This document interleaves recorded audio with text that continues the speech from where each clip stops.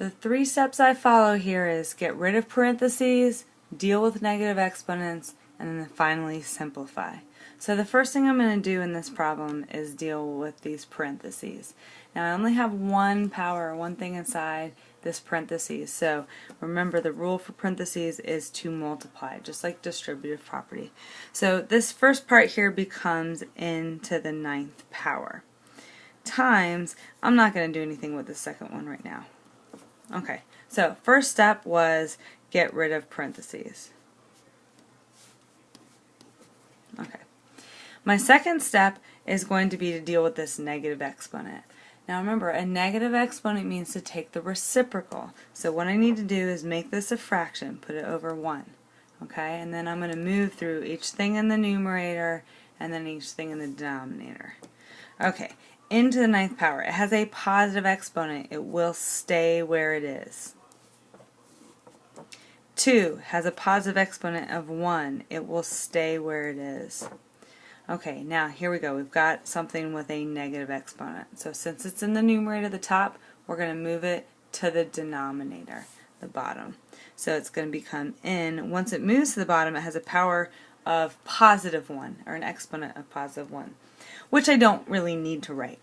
Okay, this 1 out front, I don't need to write that anymore. 1 times n to the first power is just n. Okay, next I like to just go ahead and move these to the front, make it a coefficient out front. It doesn't have an exponent, so it's just going to be 2. There's nothing in the bottom, so I will not be able to simplify that. It will stay in my answer. And then I have n to the 9th power in the numerator and just n in the denominator. Okay, so the final step is to, let's see, what did I do in this step? I dealt with moved negative exponents.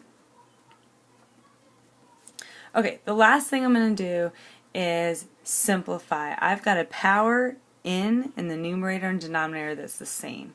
So remember, this is n to the first power, so I'm going to ask myself, where do I have more n's? On top or bottom? I have more on top in the numerator. How many more? 9 minus 1, I have 8 more on top.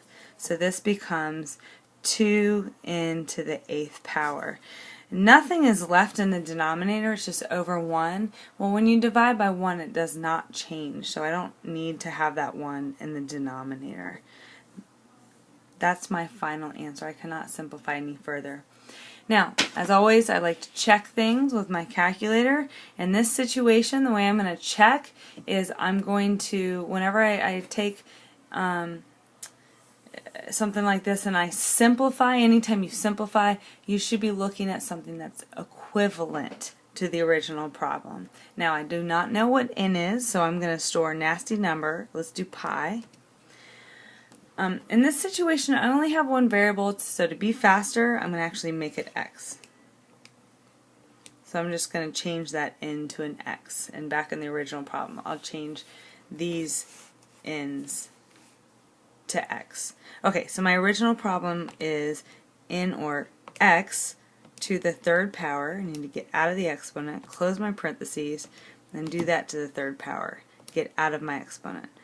Times 2 times n, in this situation I'm going to make it x, to the negative 1st power.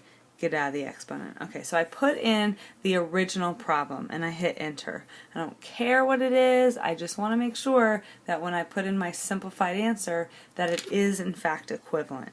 2 times x to the 8th power. Okay, I've got 2 equivalent expressions, so that means that I simplified correctly. It does not mean that I necessarily simplified all the way, but I do know that I am at least correct in the work that I've done.